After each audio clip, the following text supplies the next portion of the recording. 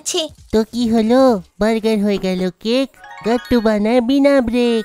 Food express, orders হলে right, coins পাবে day and night. Link আছে ডেসক্রিপশনে।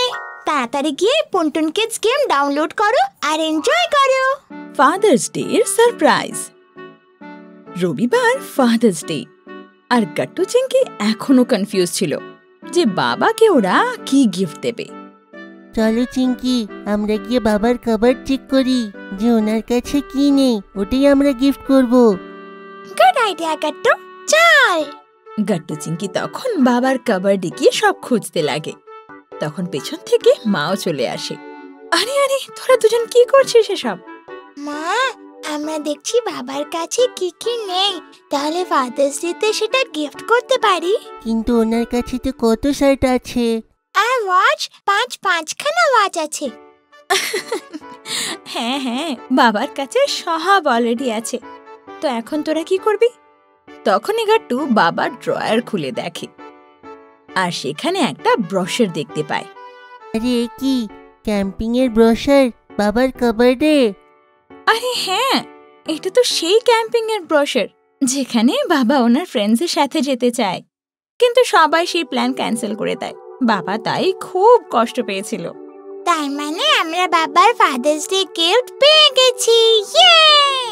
তারপর গাট্টু চিংকি মায়ের সাথে বসে প্ল্যান ডিসাইড করে যে বাবাকে এবার সারপ্রাইজ ক্যাম্পিং এ নিয়ে যাবে, তাও না জানিয়ে। বিকেলে যখন বাবা ফিরে আসে, বাবা বলো না, তোমার সানডে কি প্ল্যান আছে? কি সানডে? আরে সেদিন তো ছুটি আছে, আমাদের ঘরের গ্রসারিটা প্ল্যান করতে হবে। হ্যাঁ বাবা, সেদিন আমরা খুব শপিং করব। কি রে গাট্টু? ঠিক বললে চিংকি। আরে আরে, কি হলো? কি? কিছু না বাবা, যাই, আমাদের হোমওয়ার্ক করতে হবে। হ্যাঁ হ্যাঁ বাবা, বাই বাবা। গাট্টু চিংকি তাড়াতাড়ি তাদের রুমে পালিয়ে যায়। বাচ্চারা এমন বিদঘুটে বিহেভ করছে কেন? আরে না না, এমন কিচ্ছু না, ওরা দুজন এমনি করতে থাকে। তুমি আসো, খাবার খেয়ে নাও। মা কোনোভাবে কথাটা ঘুরিয়ে দেয়।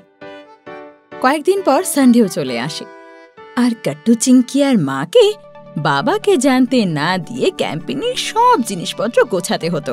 সকালের ব্রেকফাস্টের টাইমে, বাচ্চারা, আমি স্নানটা সেরে আসি, তারপরে শপিং এ যাব। ওকে? ওকে বাবা। হ্যাঁ হ্যাঁ বাবা, ভালো করে স্নান করো, কোনো তাড়াহুড়ো নেই। হ্যাঁ, ওকে চিংকি। বাবা তারপর স্নান করতে যায়। তখনই মা গাট্টু চিংকিকে বলে, গাট্টু চিংকি, আমাদের কাছে কিন্তু শুধু 10 মিনিট রয়েছে। এর মধ্যে সব জিনিসপত্র নিয়ে আমাদের কারের ডিক্কিতে রাখতে হবে। আমি আগের থেকে সব স্ন্যাক তৈরি করে রেখেছি। তোদের বাবার কাভার্ড থেকে ওনার জিনিসপত্র বের করে গাড়িতে লুকোতে হবে। আর চিংকি, তোকে ক্যাম্পিং স্টিক্স রাখতে হবে। যা যা, তাড়াতাড়ি কর। ওকে মা, লেটস গো। 10 মিনিট পরে যেই বাবা বাথরুম থেকে বেরোয়, অমনি গাট্টু ওনার সামনে থেকে দৌড়ে নিজের রুমে চলে যায়। আরে কি গাট্টু, গাট্টু, তুমি এখানে কি করছো? তখনই মা সেখানে চলে আসে। আরে কি হয়েছে? গাট্টু এক্ষুনি দৌড়ে গেল এখান থেকে। কিছু একটা তো ভুল আছে, কে জানে বাচ্চাদের মাথায় কি জিনিস চলছে। আরে এমন তো কিছু নয়, গাট্টু আসলে ওর কার্টুনের শার্পনারটা খুঁজছিল, সকাল থেকেই পাচ্ছিল না। আচ্ছা ঠিক আছে, শপিং এ যাওয়া যাক। কিন্তু যেই বাবা ঘর থেকে বেরোয়, মা অমনি দরজা বন্ধ করে দেয়, আর তাড়াতাড়ি পেছন থেকে এসে বাবার চোখ বন্ধ করে দেয়। আরে আরে, এ কি? কে? কে? কেউ না বাবা, এটা তো মা। হ্যাঁ, আর আমরা এখন শপিং মল না, অন্য কোথাও যাচ্ছি। চুপচাপ গাড়িতে গিয়ে বসো। হ্যাঁ হ্যাঁ বাবা, চলো না গিয়ে বসো। আরে এগুলো সব কি করছো? কিন্তু কেউ কোনো কথার উত্তর দেয় না, আর সোজা গাড়ি চালিয়ে ক্যাম্পিং সাইটে যায়। আরে আমরা কোথায় যাচ্ছি বাচ্চারা? বাবা, এটা তো এখানে পৌঁছে জানবো। হ্যাঁ বাবা, আর তোমার জন্য এটা সারপ্রাইজ। কিছুক্ষণের মধ্যেই সবাই ক্যাম্পিং সাইটে পৌঁছে যায়, আর গাড়ি থেকে নেমে মা বাবার চোখের পট্টি খুলে দেয়। আরে এটা কোন জায়গা? এইটা সেই ক্যাম্পিং ব্রোশারের জায়গাটা নয় তো? সারপ্রাইজ! বাবা, এইটা তোমার ফাদার্স ডে জন্য সারপ্রাইজ আমাদের থেকে। Happy father's day. হ্যাঁ, হ্যাপি ফাদার্স ডে বাবা। বাবা এটা শুনে খুব খুশি হয় আর গাট্টু চিংকিকে তখনই জড়িয়ে ধরে। থ্যাংক ইউ বাচ্চারা, আমার কত মন ছিল এখানে আসার। Thank you. আমি তো ভুলেই গেছিলাম আজকে ফাদার্স ডে। আচ্ছা চলো এবার উপরে যাই। ট্রেকিং করে অনেক উপরে যেতে হবে তো, না হলে বাড়ি ফিরতে অনেক লেট হয়ে যাবে। কিন্তু ট্রেকিং এর জিনিস? এটা শুনে গাট্টু চিংকি নিজের ব্যাগ খোলে আর তার থেকে ট্রেকিং স্টিক আর স্পোর্টস শ্যু তো বের করে। আর মা গাড়ির ডিক্কি থেকে বাবার জন্য জুতো আর স্ন্যাক্স বের করে। বাবা, এই নাও জিনিস। ও আচ্ছা, কিন্তু গাট্টু তুমি জিনিসগুলো প্যাক করলে কি করে? বাবা, সকালে যখন স্নান করছিলে না, গাট্টু চুপি চুপি বাবার ঘরে আসে। এটা ঠিক সময় বাবার স্পোর্টস শু, ট্রেকিং স্টিক সব বের করে নি। আর চুপচাপ বাবার সব জিনিস বের করে নেয়। আর যেই বেরোতে যাবে অমনি বাবার বাথরুমের দরজা খোলে। বাবা তখন গাট্টুকে দেখে নেয়, কিন্তু গাট্টু তখনই দৌড়ে পালিয়ে যায়।